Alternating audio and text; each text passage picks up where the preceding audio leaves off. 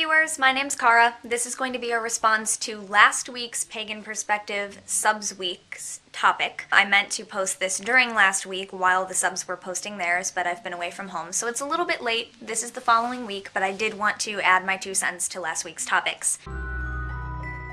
There were a couple questions, which will be in the description of this video, from FilthCrow, I believe. And the first one had to do with online shops and online communities and which ones do we like, which ones do we use. And there aren't really any online shops that I go to for pagan-related things, because I tend to use things that I can get just anywhere, kind of everyday items. Anything else that I need, such as crystals that I use in my work or just plain crystals that I wear or carry around, stones, things like that, I normally get them from local shops, or the medieval fair has a lot of stuff, like their vendors have a lot of things like that. If I look anywhere online for a pagan related item, I like to go to Etsy, because I do sell on Etsy and I like to support that kind of personal thing. Otherwise I really don't do any shopping online. So I really don't have any favorite online shops.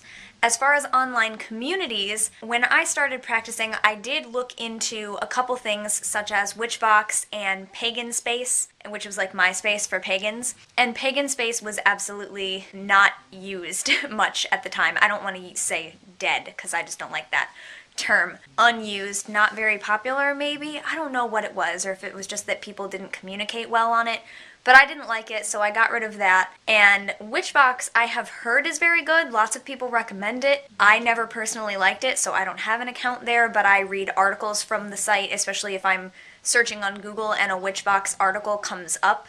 As a result, I'm always sure to check that. I know it's a good resource, but I don't have an account on it or anything. There aren't any online communities besides YouTube that I am a part of as far as paganism goes. I know there are pages on Facebook and things like that, but you all know I don't really like Facebook. And even if I were to make a fan page or whatever on Facebook, I wouldn't be, joining all these different groups and things, because when I was part of those groups years ago, when I was on Facebook more, they were not helpful to me. There was too much negative stuff, there was too much just silly willy-nilly, and I know that it's different now. People have told me that it's very good, so by all means check it out. If you're looking for communities, that's another place to go.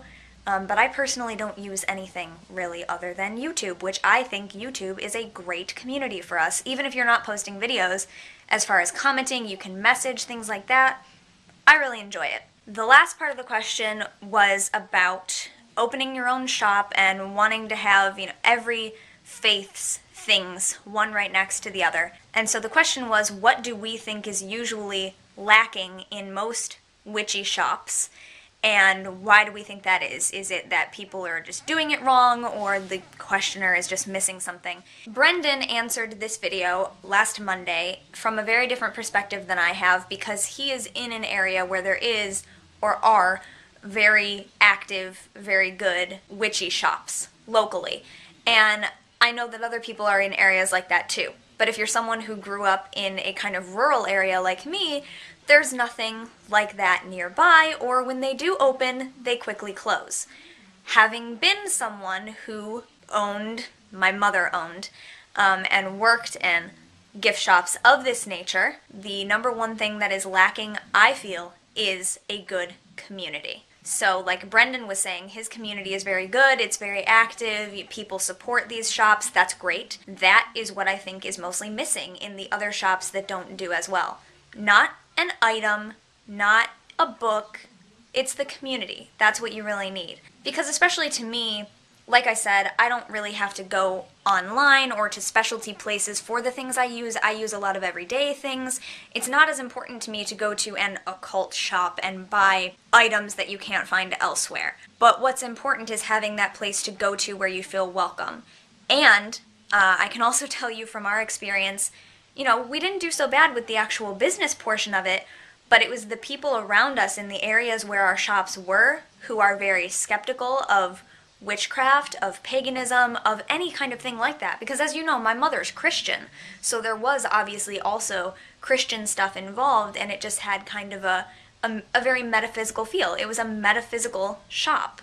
It wasn't, advertised as pagan or anything like that, but the people in the surrounding community, thought, they're witches, they're evil, blah, blah, blah, and they would go around and spreading rumors, don't shop there, they're gonna hex you, or whatever.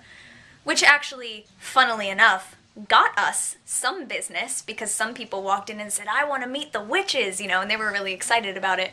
But other people, it did definitely drive away. And of course, the funny thing about that is that the women spreading the rumors owned another shop based in Native American spirituality. They were not Native American themselves, and they sold some of the same types of items that are also used in witchcraft. So what I think is lacking is definitely that support. You need to be in a good area once and for all, And then, as Brendan said, people can always ask you to order them the things that they want if you don't have it immediately. But that's what I feel is really missing. For me, it's not so much like, oh, I've always gone into this shop and they never have the right books, or they never have the best candles. They always have good candles. They always have good candle selection, multiple colors, and they're cheap, which is great. But yeah, it's just that welcoming feel. And another quick story before I go, when I was in London, I only saw one pagan-related shop the entire time on my trip to England. It was in London, and we just walked by it as a group, and I went back to it with a friend later.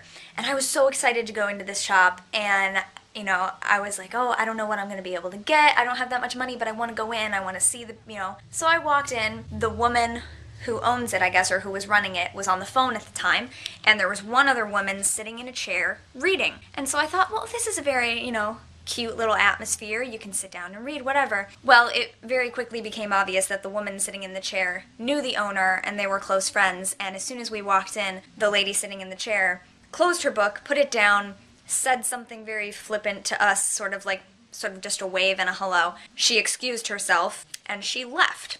And then the woman on the phone just proceeded to talk on the phone about her coven meeting and how the high priestess had come down with the flu or something, and so they couldn't have the next meeting, blah, blah, blah.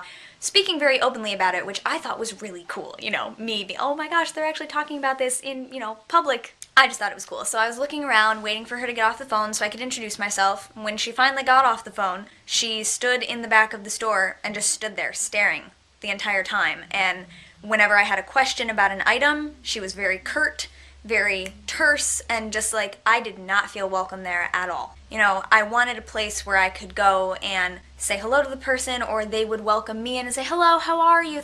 No, there was not even an ounce of that.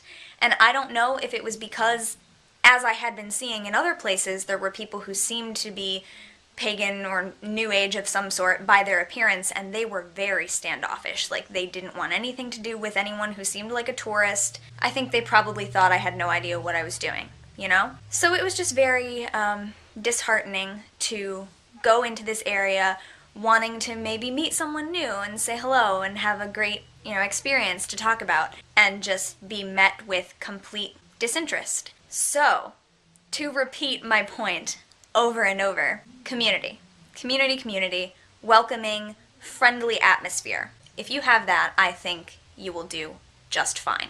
Positive energy in the space, people want to be there, awesome. And now my arm is hurting from holding up the camera, so I will be done. I will talk to you guys next time. Thank you very much for watching. Until then, don't forget to be awesome, blessed be, and goodbye.